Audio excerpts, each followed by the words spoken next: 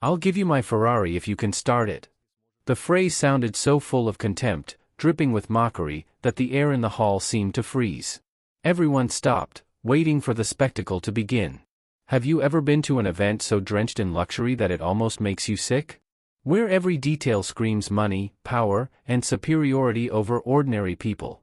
That's exactly what this car presentation in Miami felt like, pretentious, flashy, and overflowing with self-satisfaction. Picture this, an elite exhibition center on Ocean Drive, right in the heart of the city. It was a huge open space with panoramic windows overlooking the evening ocean. Giant crystal chandeliers, each the size of a compact car, hung from the ceiling, reflecting light in 1,000 facets. The marble floor gleamed like a mirror reflecting the guests and the shining car bodies. A jazz quartet played on stage, double bass, saxophone, piano, and drums created a soft background for polite conversation. Waiters in impeccable black suits and white gloves glided among the guests, offering glasses of Dom Perignon and canapés with black caviar. The air was filled with a mix of expensive perfume, the scent of new leather interiors, and that unmistakable aroma of money. And the guests. The so-called elite of society. Entrepreneurs with fortunes most people couldn't earn in 10 lifetimes. Million subscriber influencers whose posts rack up hundreds of thousands of likes in minutes. Luxury car dealers in tailored Italian suits. Women in dresses that cost as much as a used car. Men wearing Swiss watches worth several $1,000s apiece. They all gathered for one reason, to see the latest Ferrari model, freshly brought from Italy. Bright red, gleaming like a ruby, it stood on a raised platform in the center of the hall, illuminated by spotlights. It didn't look like a car, it looked like a piece of art, a symbol of a dream unattainable for most. And now, meet the star of the evening, the owner of this beauty. Ryan Mitchell, 28 years old, the son of Richard Mitchell, one of the most powerful businessmen in the country. Ryan was born with a silver spoon in his mouth and had spent his entire life never hearing the word no. Wanted a Ferrari at 21? He got it. Wanted an apartment with an ocean view? Done. Wanted to open a trendy restaurant with zero understanding of business? Daddy funded it. Now he stood next to his new toy, his hair slicked back so perfectly that not a single strand dared move. A Patek Philippe watch gleamed on his wrist, worth more than the average annual salary in the country. His navy blue suit, custom-made in Milan, fit him flawlessly. Crocodile leather shoes. And that smile, the smug, arrogant smile of a man who gets everything he wants without effort. Ryan was enjoying the moment. Cameras pointed at him, flashes blinding his eyes. Journalists recorded every word he said, though he was spouting nonsense, simply reciting the car specs from a brochure he'd skimmed 15 minutes earlier on his way there. V12 engine, 790 horsepower, he declared proudly. 0 to 60 in 2.9 seconds. Top speed, 210 miles per hour. The guests gasped and murmured in awe, though half of them had no idea what any of it meant. They didn't care about the car itself, they cared about the status that came with owning it. The ability to say, I was at the launch of the new Ferrari. Ryan kept posing, reveling in the attention. He circled the car, running his hand across the hood, the gesture of an owner, a man claiming his prize. He joked with reporters, flirted with women, and exchanged firm handshakes with influential guests. Every move exuded superiority, every glance said, I'm better than you, and we both know it. Now shift your gaze to the far end of this lavish hall, the place no one looks. The corner where those unnoticed by the wealthy stand. Among the catering staff worked Vanessa Morgan. 24 years old, though she looked older, life had taught her not to relax. Her simple black waitress uniform was already wrinkled from long hours of work. A white apron, hair tightly pulled back into a ponytail, not a strand out of place, the strict rules of the venue. No makeup, only slightly chapped lips and tired eyes. Her hands were red and covered with small cuts and scrapes, the result of endless hours carrying hot plates and trays with sharp edges. And no matter how hard she tried to wash them, traces of engine oil remained under her nails, a reminder of her second job. Vanessa had been on her feet for 4 hours straight. She hurried between tables, serving champagne and appetizers to these arrogant guests who couldn't even say, thank you. To them, she was part of the decor, invisible in her black uniform. They looked right through her, as if she didn't exist. A man in an expensive suit snapped his fingers to call her over, like summoning a dog, never meeting her eyes as he took a glass. A woman in a Versace dress spilled her wine and scolded Vanessa for holding the tray wrong, though the girl had been standing a full step away. A young influencer with 1 million followers tossed his used napkin onto the floor instead of taking 2 steps to a trash bin. Vanessa endured. She was used to it. For 3 years she had worked at events like this, weddings of the rich, corporate parties, luxury presentations. Everywhere it was the same, people with money who believed it gave them the right to treat others like trash. But there was one thing that kept her there tonight. One thing that made her agree to this shift even after sleeping only 3 hours following a night in the auto repair shop. Ferrari. Every time she had a spare moment between guests, Vanessa stopped and looked at that car. There was no envy in her gaze, only something else entirely. Recognition. Understanding. Almost tenderness. She didn't see just a beautiful, expensive toy. She saw the result of thousands of hours of engineering work. She saw brilliant technical solutions in every line of the body, the cooling system hidden behind the air intakes, the exhaust layout optimized for maximum power. She saw everything that ordinary people would miss, but that someone who truly understood could immediately recognize. Her eyes moved slowly across the car, studying the curve of the fender, noticing the unique shape of the side mirrors, lingering on the wheel rims. She leaned a little closer, as if listening, even though the car wasn't running yet, but Vanessa could almost hear its potential and sense its character. Her fingers made a familiar movement, as if holding a wrench. Muscle memory. In her mind, she was already running through the sequence of actions, how she would lift the hood, check the oil level, listen to the engine's rhythm, find the small imperfections that exist even in the most expensive cars. And at that very moment, Ryan noticed her. He had just finished another interview with some online publication and happened to glance sideways. That's when he saw her, the girl in a cheap waitress uniform, frozen beside his Ferrari, looking at it with an expression that made his blood boil. She wasn't looking up at it in awe. Not with reverence. Not with the dreamy gaze of someone admiring something out of reach. She looked professional. Evaluating. Almost critical. As if she had the right to judge, the right to assess. And it stung Ryan. Deeply. How dare some waitress look at his car that way? How dare she stand there examining a Ferrari as if she understood anything about it? He wanted to put her in her place. Humiliate her. Show her where she belonged on the social ladder. And at the same time, it would entertain the bored crowd. The evening was dragging on, after all. Ryan took a few steps toward her. Conversations in the hall slowly faded. People could sense that something interesting was about to happen. Those standing nearby turned, drawing others' attention. Bloggers instinctively pulled out their phones, smelling viral content. The air thickened with anticipation. "Do you like it?" Ryan asked loudly enough for everyone to hear, his voice dripping with mockery. Vanessa flinched, as if struck.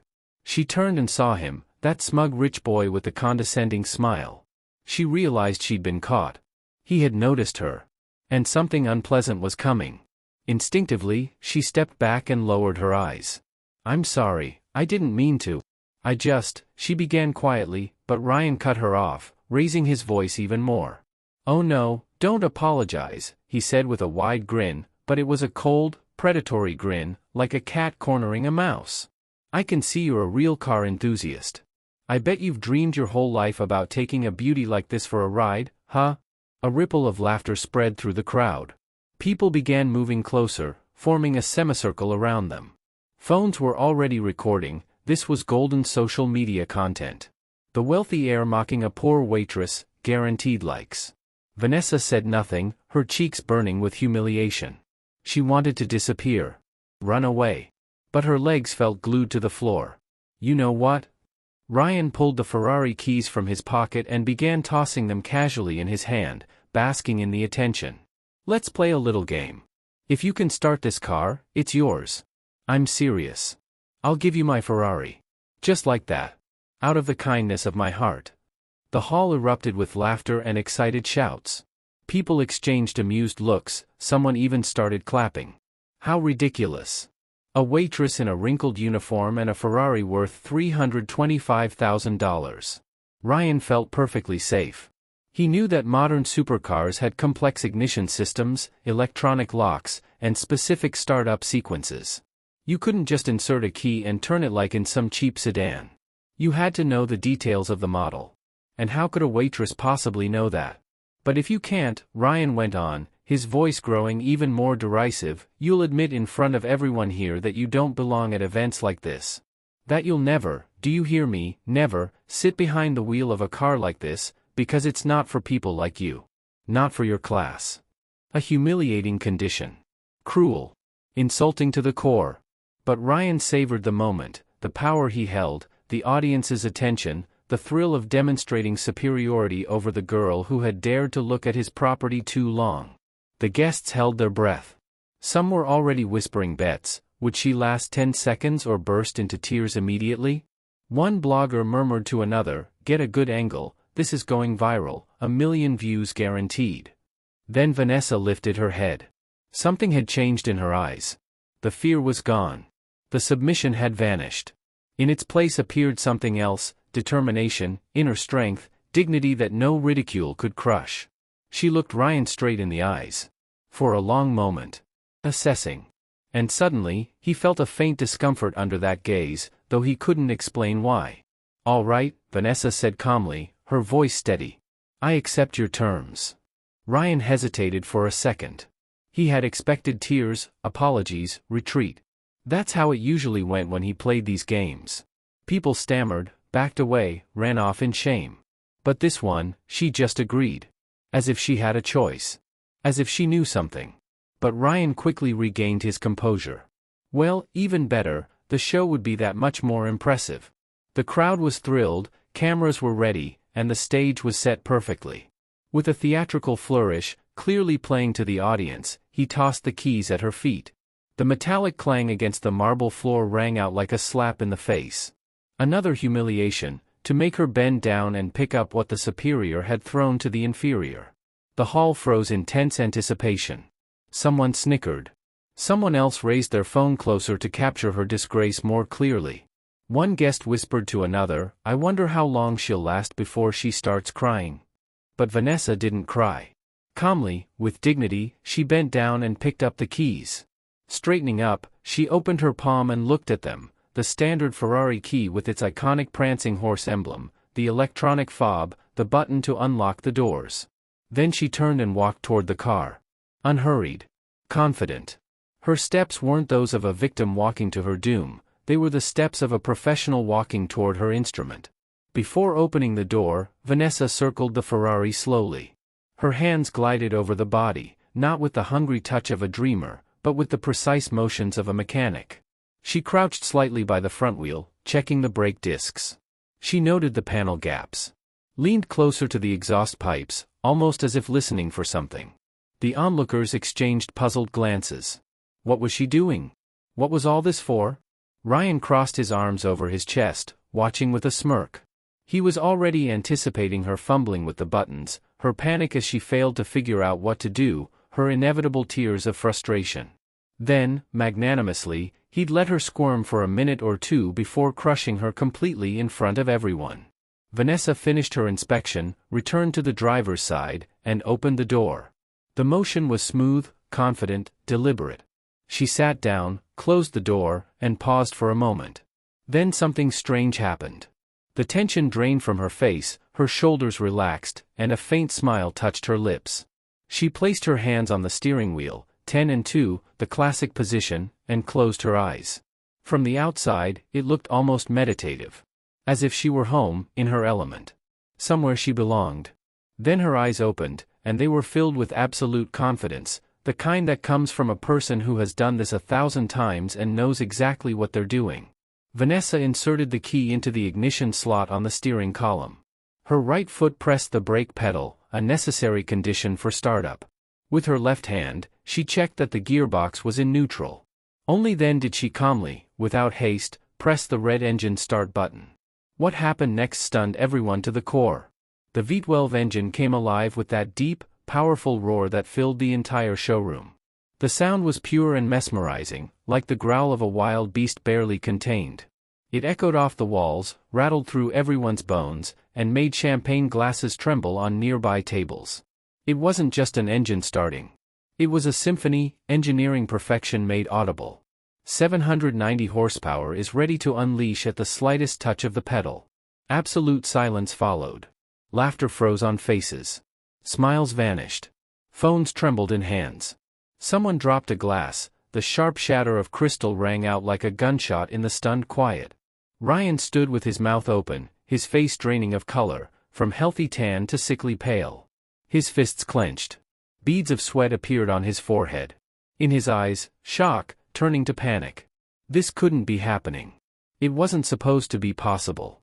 She wasn't supposed to, but she did. She had started his Ferrari.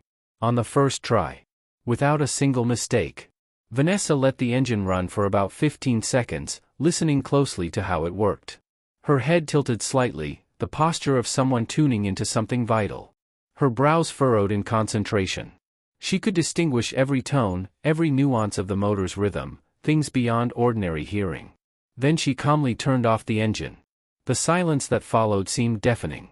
She stepped out of the car, her movements composed and confident, closed the door, and walked toward Ryan. She held out the keys to him. He took them automatically, unable to say a word. His mind refused to process what had just happened. The engine's tuned wrong, Vanessa said quietly, yet every word reached the farthest corners of the hall in the dead silence that had fallen. The fuel mixture's too rich. See how it idles? Too smooth. A Ferrari should growl even at idle, you should feel its power. Here, it's too even, like it's been suffocated by bad tuning. People exchanged confused looks. What was she even talking about? Fuel mixture? Settings? At this configuration, Vanessa continued, her voice steadier now, you'll start getting overheating issues after about 1,860 miles of active driving. Maybe sooner if you push it hard. The cooling system's calibrated for one set of parameters, but it's getting another. It can't keep up. You won't notice it yet, but the problem's already building with every mile.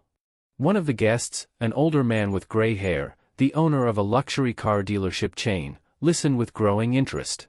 He actually understood cars and realized, the girl was absolutely right.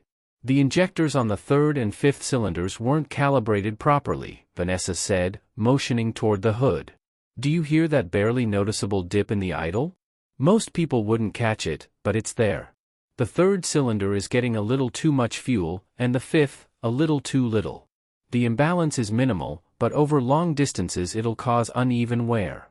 She paused, glancing around the stunned room. Plus, the cooling system isn't running at full capacity, judging by the fan noise, they're not reaching the required RPMs. Either the control unit's been misconfigured or there's an issue with the temperature sensors. It needs a full diagnostic check before it's too late. She spoke so casually, so professionally, as if she were describing a common cold, not diagnosing the technical flaws of a $325,000 car. If you drive this car at high speed without proper tuning first, Vanessa looked straight at Ryan, you'll start having serious problems after about 1,000 to 1,200 miles. At first, you'll feel a drop in power, the car won't respond to the gas pedal as sharply. Then the temperature will start to climb. Slowly at first, then faster and faster. And if you don't stop in time, you can say goodbye to the engine. A full rebuild will cost you at least $55,000. The hall erupted in gasps of astonishment. People began talking all at once, interrupting each other. Bloggers stared wide-eyed at their screens, realizing they had just recorded something extraordinary. Ryan stood pale, clutching the keys so tightly his knuckles turned white. His jaw twitched. He opened his mouth to speak, but no words came, his thoughts were stuck somewhere between shock and denial. And Vanessa continued, her voice now carried something new. Not anger, but strength. Dignity. A quiet power that no ridicule could break. You want to know how I know all this? Vanessa looked around the hall, and for the first time, all those wealthy, successful people were watching the simple waitress not with superiority, but with genuine respect. My father, Robert Morgan, was the chief engineer at a plant that built sports cars and helped design supercars. He worked on projects that later became automotive legends, including Ferrari models built for the European market. A few people in the room visibly tensed. An older man straightened abruptly, his face pale. Another guest, in his 50s, avoided her eyes and nervously fiddled with his cufflink. They remembered that name. And the memory was unpleasant. 15 years ago, the plant came under new ownership, Vanessa went on, her gaze fixed on Ryan now. Her voice trembled slightly, but she stood tall. Among the new owners was your father, Richard Mitchell. And my father, a man who devoted 25 years of his life to building these cars with his own hands, was thrown out. Accused of stealing parts he never took. They forged documents, bribed witnesses, staged a show trial. A murmur swept through the room, no longer amused or entertained. It was serious now. Uncomfortable. People were recalling old scandals, rumors, stories they had chosen to forget.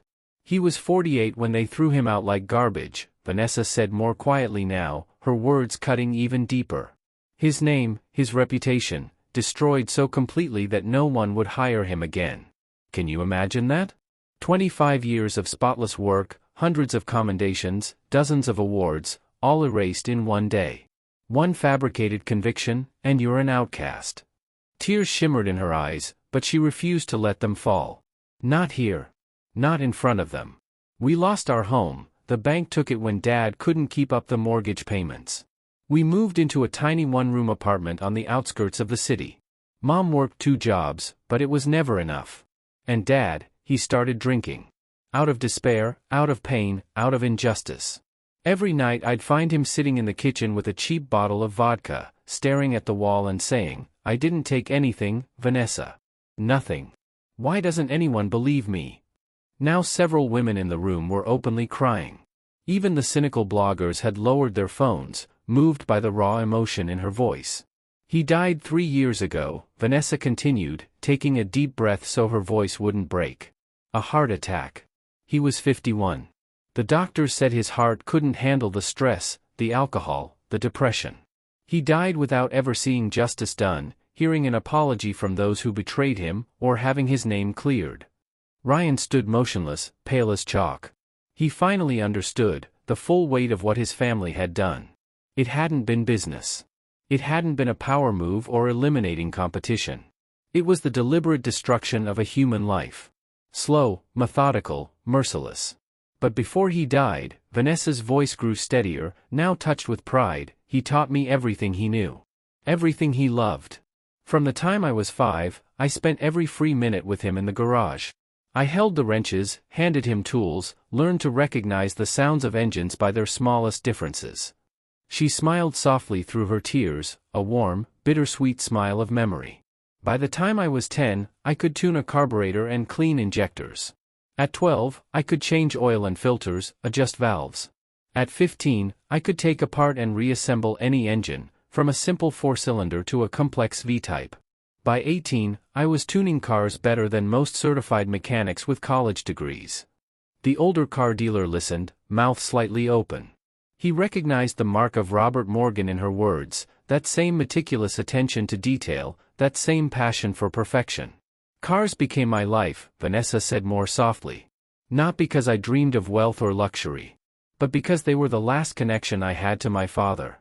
Every time I work on an engine, I hear his voice beside me, "Listen, Vanessa, hear that? The 3rd cylinder isn't running smoothly."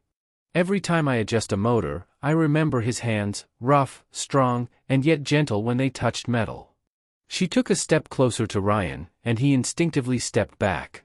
He taught me, Vanessa said softly, a car isn't just metal and rubber. It's not just a means of transportation. It's a living being, with its own character, its quirks, its soul. You have to listen to it, understand it, feel it. If you treat a car with respect and love, it will return the favor. It will serve you faithfully. Vanessa stopped right in front of Ryan and looked him in the eyes, long and piercing. "You brag about a car built from the knowledge and labor of people like my father," she said slowly, articulating each word. "People your family used up completely, squeezed dry, and then threw away like scrap.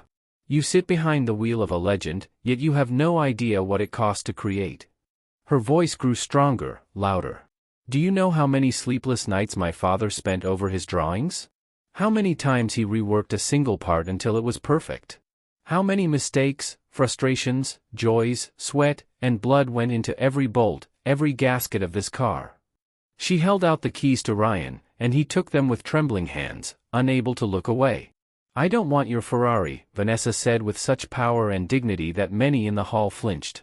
"I don't need a car bought with money made on the blood and tears of honest people, on injustice, betrayal, and suffering. I only want one thing, for you, just once in your comfortable, careless life, to remember a simple truth." She turned to the audience, and her voice rang out like a bell. "Money doesn't create legends, neither Italian designer suits, nor Swiss watches worth tens of thousands of dollars, nor elite connections do.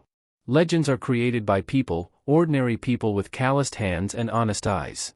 The ones you never notice. The ones you step over, look past, or treat as less than human. The ones you think aren't even worthy of a glance or a word of thanks." Silence. Absolute, ringing silence. Then someone at the back of the hall started clapping. Slowly, deliberately. Once. Twice. 3 times. Another joined in. Then another. And soon, the entire hall was on its feet, applauding the simple waitress in her wrinkled black uniform, the woman who had just taught them all a lesson in dignity. The ovation lasted a full minute. People clapped, some shouted "bravo," others wept openly. Ryan stood in the middle of it all, his face flushing, not from anger, but from shame. Deep, burning shame that scorched from the inside. He had gone from the star of the night to the object of ridicule. But worse, he knew that she was right. In every word. And that realization hurt more than any public humiliation ever could. Vanessa turned to leave, but a woman in her mid-40s approached her. Elegant, wearing a deep burgundy dress, with intelligent, sharp eyes. Her jewelry was expensive but understated, her hair streaked with gray, her posture confident, the bearing of someone who had built her life through hard work. "Wait, please," she said, her voice warm and sincere. "My name is Olivia Grant. I own a chain of auto repair shops in Miami, New York City, and Chicago. 12 centers, specializing in sports and luxury cars." Vanessa stopped, staring at her in disbelief. "I remember your father," Olivia continued, her eyes glistening with tears. "Robert Morgan wasn't just a great engineer, he was a genius. A man of rare honesty and dedication to his craft. 22 years ago, when I was just starting my business, he tuned my very first sports car, a Porsche 911. Old, but loved." She smiled, recalling the memory. "I came to him at the plant because no regular mechanic could find the problem. The car kept stalling at high RPM. Your father worked on it all day, refused to take payment, saying, 'No need for money, it's an interesting challenge.' He found a micro crack in the intake manifold that no one else could detect. Repaired it for free. And you know what?" Olivia looked Vanessa straight in the eyes. "That car is still with me, even after 22 years, it still runs perfectly. It still runs perfectly because your father didn't just fix cars, he poured his soul into every job. He made things that were built to last." Vanessa felt tears finally spill down her cheeks. Hearing such words about her father from a stranger was almost unbearably moving. "I've always regretted," Olivia's voice softened, trembling with remorse, "not standing up for him when it happened. I was 29, my business was just starting to make money, and I was afraid to challenge powerful people. Afraid to lose everything I'd built. I stayed silent, like so many others. And it's my mistake, one I haven't forgiven myself for 15 years. She reached into her evening clutch, pulled out a business card, and handed it to Vanessa. "But now I can at least make things right, in part. Come to see me tomorrow morning. The address on the card is my main shop on Lincoln Avenue. I'm offering you the position of lead diagnostic engineer. Salary, $3,000 a month, plus commission on high-end repairs. Great conditions, a skilled team. And most importantly, you'll be working with cars worthy of your hands, your knowledge, and the talent your father passed on to you." The hall erupted into applause again, even louder than before. People shouted words of praise, some whistled. It was a triumph of justice, of skill over arrogance and wealth. Vanessa took the business card with trembling hands. $3,000, it was 10 times what she earned now, juggling her waitress shifts with night work in cheap repair shops. It was her chance to finally crawl out of poverty, stop counting every penny, maybe even rent a real apartment instead of that damp room in a shared dorm. Thank you, she whispered, her voice breaking with emotion. You have no idea how much this means to me. How much? I do, Olivia interrupted gently, squeezing her hand. I saw the respect, the understanding, and the love in the way you looked at that car. The way you spoke about its flaws with such expertise. That kind of attitude, that kind of talent, comes once in 10 years. I'm not hiring you out of pity, I'm hiring you because you're a professional of the highest level. But the story didn't end there. As Vanessa, still in disbelief, was walking toward the exit, her path was blocked by a man in an expensive gray suit. Around 55 years old, gray hair, cold gray eyes, and the hard face of a man used to getting his way. It was Stephen Clark, one of Richard Mitchell's business partners, the same man involved in that scheme 15 years ago. Very touching performance, he said with an icy smirk. Almost brought a tear to my eye. But you forgot to mention a few details, girl. He put deliberate contempt into that last word, girl. Your father wasn't the saint you make him out to be. He really did steal, yes, he did. Parts, materials. Not a lot, but regularly. We just caught him red-handed. That's a lie. Vanessa shouted, her face pale. My father never. You were a child. What could you possibly know? Clark cut her off coldly. Adults rarely tell kids about their dirty dealings. Your father stole, got caught, and paid the price. End of story. And now his little daughter is trying to whitewash his name with pretty speeches. A murmur of discomfort rippled through the room. Some guests hesitated. What if he was telling the truth? Maybe the girl really had exaggerated? Olivia Grant stepped forward, her eyes blazing with anger. Stephen, that's enough. You know perfectly well that Robert Morgan was innocent. Everyone knows. You and Richard Mitchell fabricated the documents, bribed the witnesses, manipulated the investigation. It was obvious to anyone with half a brain. Prove it, Clark sneered. 15 years have passed. The evidence is long gone. All that's left are rumors and gossip. And officially, the papers say Morgan was guilty. That record isn't going anywhere. He turned toward Vanessa. So forget your little fantasies, girl. Your father was a thief. Lived a thief, died a thief. And your pretty words won't change a thing. Now get out of here before I tell the management their staff has gotten too full of themselves. Vanessa stood pale, trembling with rage and helplessness. She wanted to scream, to fight back, but what could she do? She was just a girl against a powerful businessman with an army of lawyers. And then Ryan stepped forward. He had been silent all this time, standing to the side, battling the storm inside him. Vanessa's words had pierced through his defenses, forcing him to face a truth he'd avoided his entire life. His family's fortune had been built on broken lives. His father wasn't a successful businessman, he was a ruthless predator, ready to destroy anyone in his way. And Ryan had enjoyed the fruits of those crimes without ever questioning the cost. That's enough, Mr. Clark, he said quietly, but everyone heard. Clark turned, startled. Ryan? You're taking her side? Against us? I'm taking the side of the truth, Ryan replied, his voice steady, stronger than it had ever been. And the truth is that you and my father framed an innocent man. I know it. I overheard conversations you thought were private. I found documents you believed were safely hidden. Clark's face twisted in fury. Boy, stay out of things you don't understand. You have no idea how real business works. But I do know what honor means, Ryan said, stepping closer. Something you clearly don't. You're cowards, hiding behind money and connections. You ruin people and still sleep peacefully at night. He turned to Vanessa, and there was genuine remorse in his eyes. I can't change the past. I can't bring your father back. But I promise, I'll do everything I can to clear his name. I'll find the documents, I'll find the witnesses, I'll go through the archives. The truth will come out, I swear to you. Clark laughed, a cruel, mocking laugh. You? A spoiled rich kid who's never worked a day in his life? You think you can challenge me? I'll crush you like a bug, Ryan. And your father too, if he dares get in my way. Go ahead and try, Ryan said calmly. We'll see who wins. He turned and walked out of the hall, leaving behind a stunned silence. A week passed after that scandalous presentation. The video from the event spread across the internet, racking up millions of views.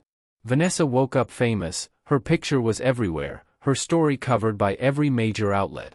Waitress humiliates billionaire, daughter of framed engineer restores justice, talent versus money, the headline screamed with drama. But fame didn't bring joy. Every time Vanessa turned on her phone, she saw hundreds of messages, from journalists begging for interviews, from influencers offering collaborations, and from trolls posting cruel comments. It was exhausting. The job at Olivia's repair shop, however, turned out to be everything she had dreamed of. A spacious, well-lit garage with state-of-the-art equipment. Next-generation computer diagnostics. Professional colleagues who treated her with respect instead of condescension. And the cars, beautiful, powerful, complex machines that filled her with genuine satisfaction. On her very first day, Vanessa diagnosed a Lamborghini that 3 mechanics had been struggling with for a week. It took her just 20 minutes to find the problem, a micro crack in the fuel line that no scanner could detect.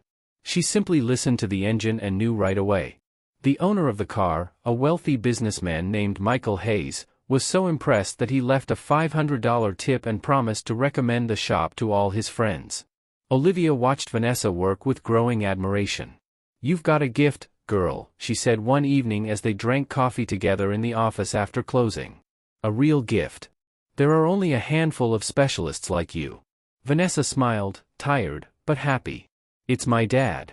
He didn't just teach me knowledge, he passed on a feeling for the car, the ability to understand its language. He'd be proud of you," Olivia said softly. Meanwhile, Ryan Mitchell was going through his own revolution. The conversation with his father after that presentation had been brutal, painful and shattering. Richard Mitchell sat in his office, a massive oak desk, a leather chair, diplomas and business awards on the walls. 63 years old, graying, with deep lines around his eyes from years of stress and ruthless decisions. "You wanted the truth," he said, pouring himself whiskey. His hands trembled slightly. "Fine. Here it is. Yes, we framed Robert Morgan. Yes, he was innocent. Yes, we forged the evidence and bribed witnesses." Ryan sat across from him, a cold numbness spreading through his chest. "Why?" he managed to say. "Why destroy an innocent man?" Richard downed the whiskey and poured another. "Because he knew too much. He knew about the shell companies, the tax evasion schemes, the kickbacks. And he was a man of principles, the wrong kind. He threatened to go to the tax authorities if we didn't stop." "So you destroyed him," Ryan said flatly. "We protected the business," Richard snapped. "If Morgan had gone to the authorities, we'd have lost everything. The plant would have shut down. We'd have gone to prison. Hundreds of people would have lost their jobs. So yes, we sacrificed one man for the greater good." Ryan stood up. His legs were shaking, but he forced himself to stay tall. "The greater good," he said, his voice trembling with anger. "Dad, do you even hear yourself? You ruined a man's life, an innocent man. He died of a heart attack at 51. His daughter grew up in poverty." "It was business," Richard repeated stubbornly. "Harsh, but necessary. You think we're the only ones? Every major corporation is built on decisions like that, on broken lives, on compromises with conscience." "Maybe it's time to change that," Ryan said, taking a step toward the door. "Maybe it's time to build a business based on honesty, not on other people's suffering." "You're naive," his father scoffed. "In this world, the strongest win, not the most honest." "Then I don't want to win in that kind of world," Ryan replied and slammed the door behind him. The next day, he did something no one expected. He drove to the auto shop where Vanessa worked. The guard at the entrance, a broad-shouldered man in his mid-30s named Jason Reed, recognized him instantly and tensed. He straightened up, crossed his arms over his chest, blocking the way. His face turned cold and unreadable. "You're not welcome here, Mitchell," he said flatly. "Turn around and leave while I'm asking politely." Ryan raised his hands in a conciliatory gesture. "Jason, I understand how you feel. I deserve it. But I just want to talk to Vanessa Morgan. Please. It's really important." "She doesn't want to talk to you," the guard replied sharply. "After what you did? After humiliating her in front of hundreds of people? You think she forgot? That she ever will?" "I don't think so," Ryan said honestly. "I don't expect forgiveness. I just want to apologize. And offer help. Please, just tell her I'm here.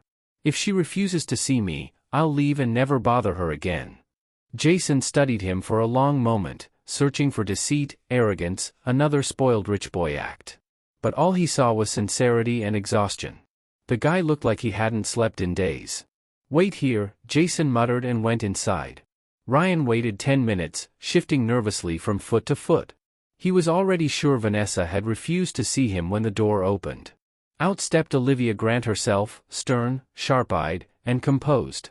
"What do you want, Ryan?" she asked without greeting. "Planning another show? Brought your blogger friends to film your big apology?" "No," he shook his head. "I'm alone. No cameras. No audience. I just need to talk to Vanessa. To talk like a human being." Olivia studied his face for a few seconds, then gave a curt nod. "All right. But if you say even one wrong word, Jason will throw you out headfirst. And I won't stop him." She led him inside. The shop was large and modern, several bays, each with expensive cars lifted on hydraulic stands. The smell of engine oil, gasoline, and clean rags filled the air. The sound of tools clinking and soft music from the radio completed the atmosphere. Vanessa was in the third bay, standing beneath a Porsche Cayenne, examining the suspension. She wore a gray work jumpsuit, her hair tucked under a bandana, her hands in gloves. When she heard footsteps, she turned. She saw Ryan, and her face instantly became closed off, cold. "What are you doing here?" she asked, her voice void of warmth. "I came to apologize," Ryan said without hesitation. "For that night. For humiliating you. For how I acted, for what I said. For everything my family did to your father." Vanessa crossed her arms, her wary gaze fixed on him. "And you think saying, sorry, fixes everything? Brings my father back? Erases the years of poverty and shame?" "No," he admitted honestly. "Nothing will fix it. Nothing will bring him back. I know that. But I still needed to say it. I needed to admit I was a complete bastard." A corner of her mouth twitched, a hint of a smirk, or maybe a reluctant acknowledgement of his honesty. "After that presentation, I confronted my father," Ryan continued, stepping closer. "I learned everything. Every detail of how they framed Robert Morgan. And I felt so disgusted, so ashamed of the money I'd been living on that I couldn't sleep. Couldn't eat. I just sat up at night, thinking of how to make it right." "You can't make it right," Vanessa said sharply. "The dead don't come back." "But their names can be cleared," he countered. "I talked to lawyers. There's a chance to reopen the case if new evidence appears. And I found it." Vanessa straightened, a spark of hope lighting her eyes. "What did you find?" Ryan pulled a folder from inside his jacket and handed it to her. "I broke into the company archives. Found the original procurement documents used in your father's case. See these signatures?" He pointed to several lines. "They're forgeries. A handwriting analysis will confirm they're fake. Plus, I found emails between my father and Stephen Clark discussing how to stage the theft case. Everything's in writing, black and white." Vanessa flipped through the papers with trembling hands. Tears blurred her vision, but she devoured every line. These are real," she whispered. "This could actually help?" "Yes," Ryan said firmly. "My lawyer has already filed a petition to reopen the case. The review starts next month. Your father's name will be officially cleared. He'll be recognized as wrongfully convicted. The state will pay compensation." Vanessa covered her face with her hands and broke down, sobbing, deep, uncontrollable tears that carried years of pain and injustice. Ryan stood beside her, unsure what to do. Should he hug her? Would that be too much? In the end, he simply rested a hand gently on her shoulder. "I'm sorry," he said quietly. "For everything." She looked up at him, her face wet with tears. You went against your own father for this?" "Yes," he said simply. "Because it's the right thing to do. And because I can't live the way I used to, blind, selfish, living off other people's suffering." Vanessa wiped her tears with the back of her gloved hand, leaving a faint streak of oil on her cheek. She sat down on a low mechanic's stool, clutching the folder to her chest as if afraid it might vanish like a dream. "Why are you doing this?" she asked, looking up at him.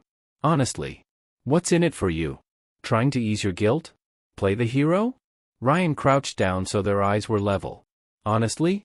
I'm not sure," he admitted. "Maybe I do want to make amends. Or maybe I just saw something in you that I've never had." "What exactly?" she asked skeptically. Strength, he said with a faint, sad smile. That inner strength, dignity that can't be broken. You stood there, in that glittering hall, surrounded by those arrogant people looking down on you. Alone, against everyone. And you didn't back down. You didn't cry. You didn't run. You looked me in the eye and told me the truth, harsh, uncomfortable, but true. He ran a hand through his hair, a weary, uncertain gesture. And me? I've spent my whole life in comfort, surrounded by people who only told me what I wanted to hear. And it made me hollow inside. You understand? Empty. A pretty shell with nothing real inside, no values, no convictions. Just blind obedience to what my parents wanted. Vanessa listened in silence, and something in her gaze began to change. The caution hadn't disappeared completely, but there was something new, understanding. You don't owe me forgiveness, Ryan continued. You don't even have to talk to me. But I want you to know, I've changed. That night, your words, they turned my whole world upside down. For the first time in 28 years, I actually looked at myself, and I didn't like what I saw. He stood up, preparing to leave.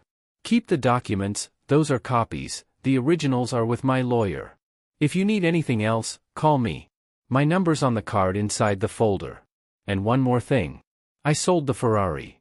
Vanessa raised her eyebrows in surprise. Why? Because every time I looked at it, I remembered that night, my humiliation, your words. I couldn't even touch it anymore. He gave a faint, self-deprecating smile. I donated the money to a children's charity for underprivileged kids. In honor of Robert Morgan. So that his name will be associated with something good, while the case review is still ongoing. He turned to leave, but Vanessa called out after him. Ryan. He stopped and turned. Thank you. For the documents. And, for everything else, too. Don't thank me, he said, trying to smile, though it came out crooked. I just did what I should have done a long time ago. When he was gone, Olivia came over and sat beside Vanessa. What do you think? She asked. Vanessa looked toward the door he had exited through and shook her head slowly. I think people can change, she said quietly. If they really want to. Meanwhile, Ryan sat in his car, now a modest BMW 3 Series, nothing extravagant, his head resting on the steering wheel. Inside him raged a storm of emotions, shame for his past, hope for the future, and something else he couldn't yet define.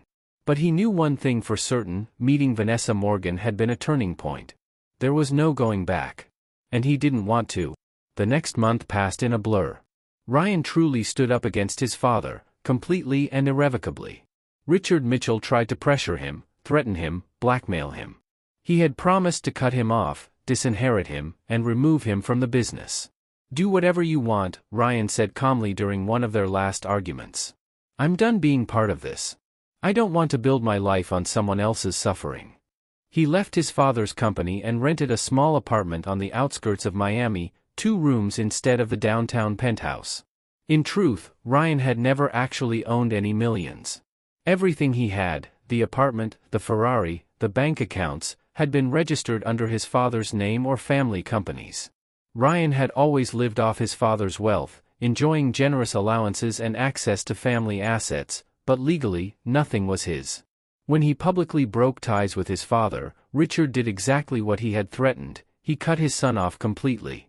He blocked access to the accounts, took back the cars, canceled the credit cards.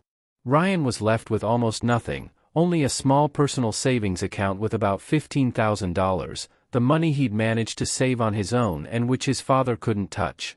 He spent that money on a few things, paying the lawyers handling Robert Morgan's case, making an initial contribution to the Morgan Justice Foundation, paying 6 months' rent for his apartment, and leaving himself just enough to get by.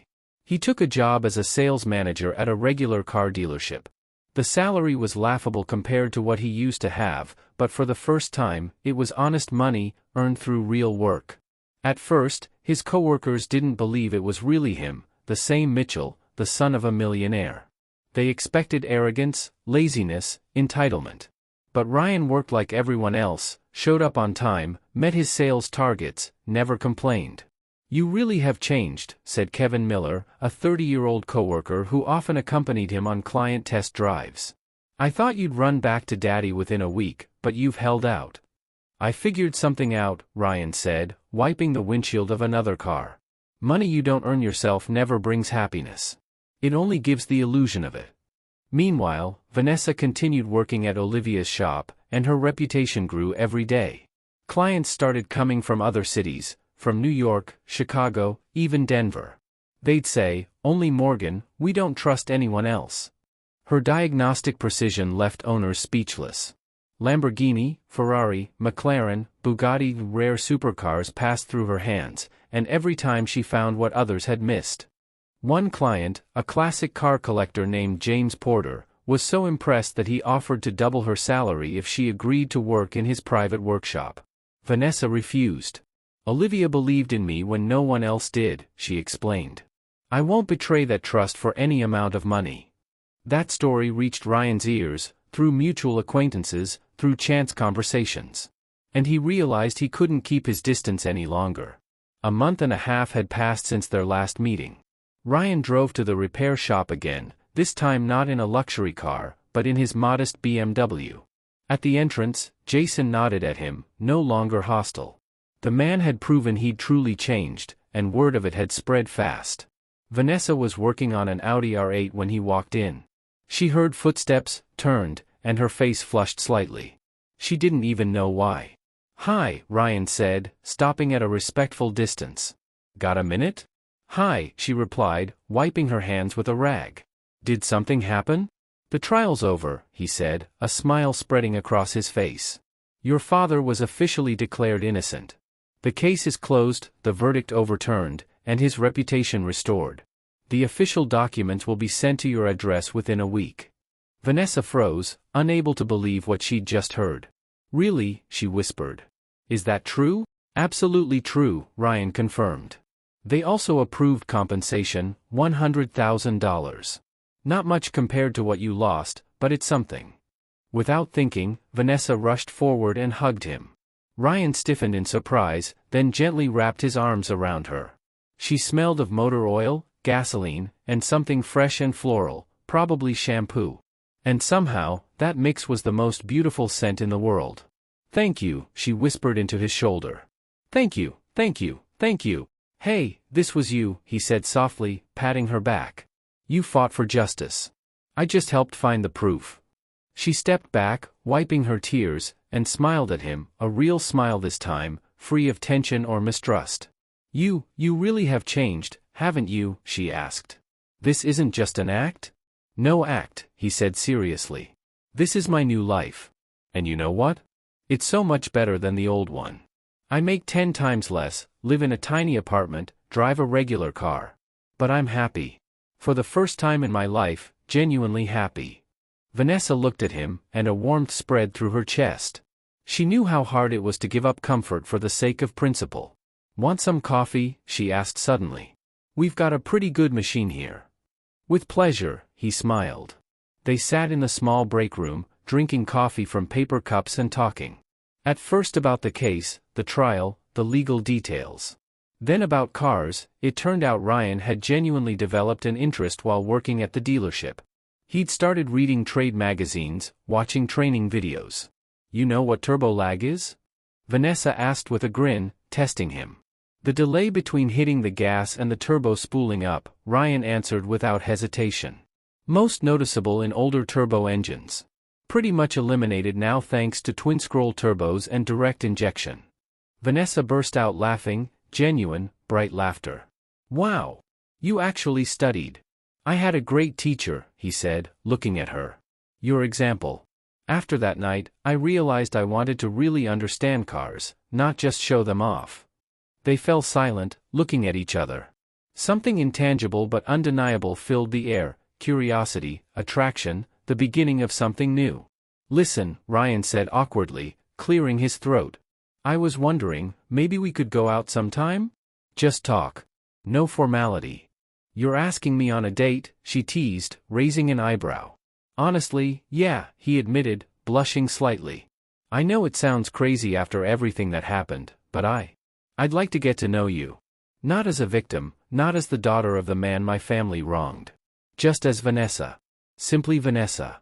She thought for a few seconds. To Ryan, each one felt like an eternity. All right, she said finally. But let's set one rule, no fancy restaurants. I want something simple. Street food, a walk by the water, just a normal evening. That's the best offer I've ever heard in my life, Ryan said with relief. Their first date was on Saturday. Ryan picked her up in his BMW, clean, but without any trace of pretense. Vanessa came out in simple jeans and a white t-shirt, her hair loose, wearing almost no makeup. And he thought he'd never seen anyone more beautiful. They walked along South Beach, ate street shawarma, and sat by the ocean talking about everything and nothing. Ryan told her about his job at the dealership, funny customers, and how he was learning to live on an ordinary salary. You know what the hardest part is, he admitted. It's not having less money for fancy stuff.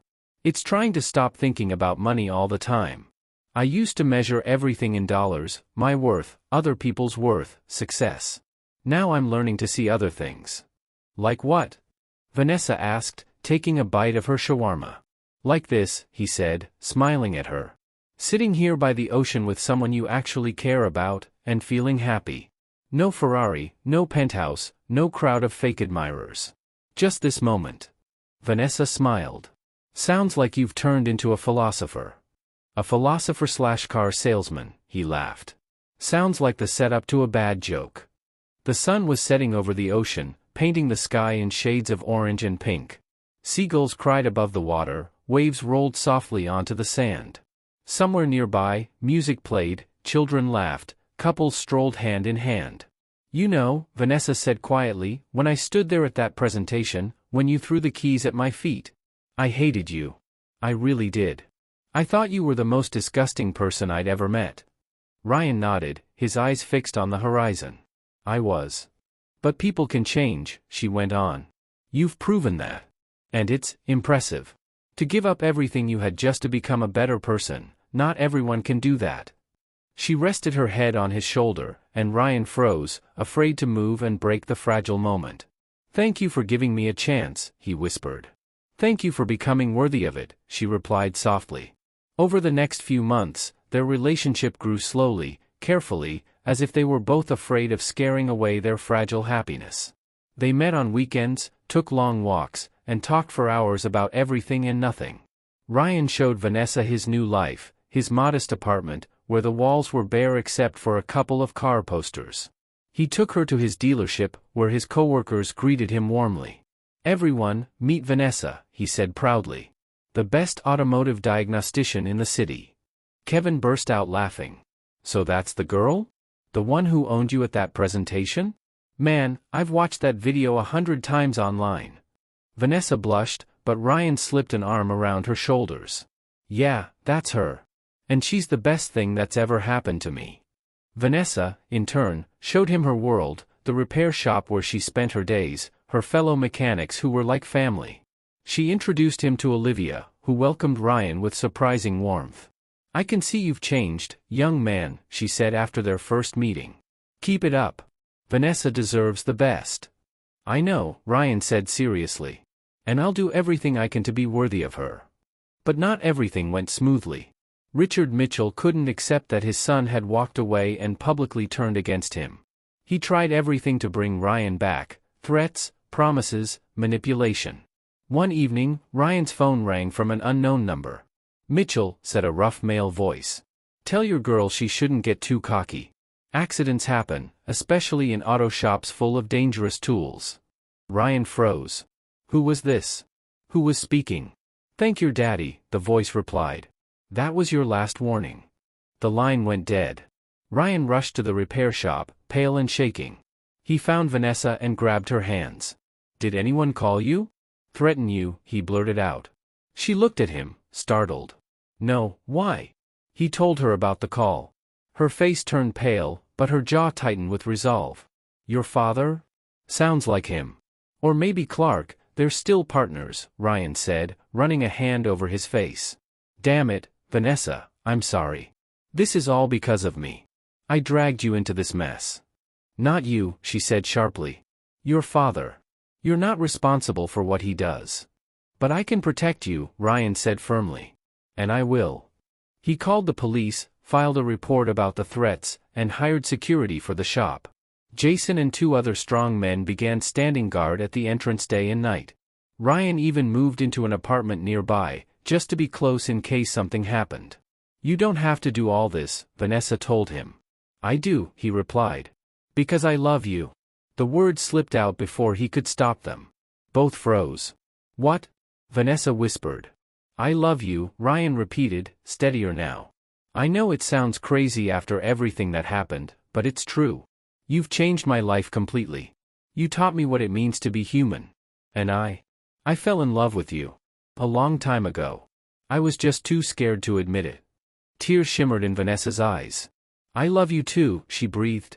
"Even though it's the craziest thing, falling in love with the man who once humiliated me in front of everyone." They embraced, tightly, desperately, holding on for a long time, feeling their hearts beating together. A week later, what everyone feared finally happened. In the middle of the night, two masked men tried to break into the shop. They'd brought gasoline cans. Police later found them by the fence. But the guards reacted fast. Jason and his team caught the arsonists and held them until the police arrived. Under pressure, one of the arrested men broke down and confessed that Stephen Clark had hired them.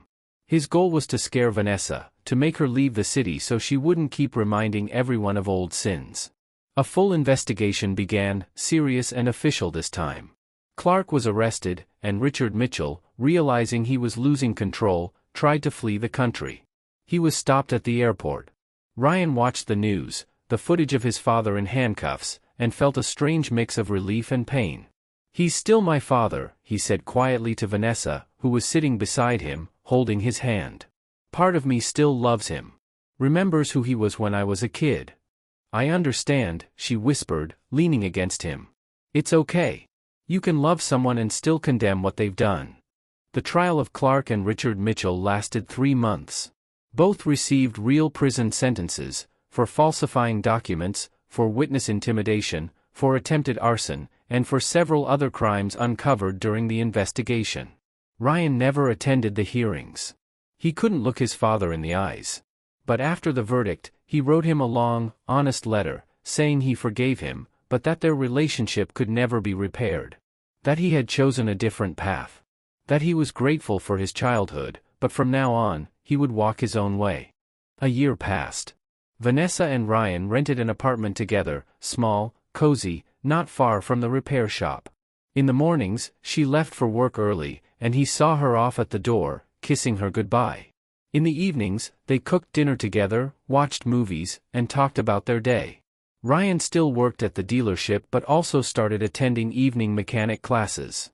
He wanted to understand cars as deeply as Vanessa did. "You're becoming a real professional," she told him whenever he showed her what he'd learned. "I've got the best teacher," he replied with a smile.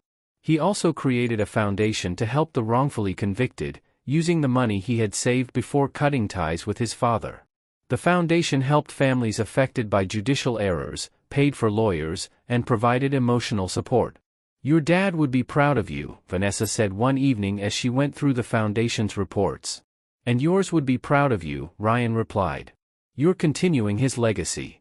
Olivia offered Vanessa a partnership in the repair shop, 20% of the business in exchange for developing the department that specialized in diagnosing classic and rare cars. Vanessa agreed. Now a new sign hung above the entrance, Robert Morgan Automotive, Grant and Morgan. On the day of the grand reopening, more than 300 people came, her father's former colleagues, clients, and old friends. Everyone who remembered Robert Morgan as an honest craftsman. Ryan stood beside Vanessa, his arm around her waist, feeling that he'd finally found his place in life. Not in luxury, not in wealth, not in power, but here, beside this strong, talented woman who had taught him the greatest lesson of all, that dignity can't be bought, that honor is worth more than comfort, and that true love is born from respect, not advantage. "You know," he whispered, leaning closer to her ear, "I'm grateful for that presentation, for the humiliation. Because without it, I never would have changed. Never would have truly met you." Vanessa turned to him, her eyes glowing with love. "And I'm grateful to my father," she said softly. "For teaching me never to give up. To stand for what's right. And for the fact that, even now, he still guides me." They kissed, long and tender, ignoring the applause and cheers from the crowd. This wasn't a fairy tale. Not a story about a prince and Cinderella.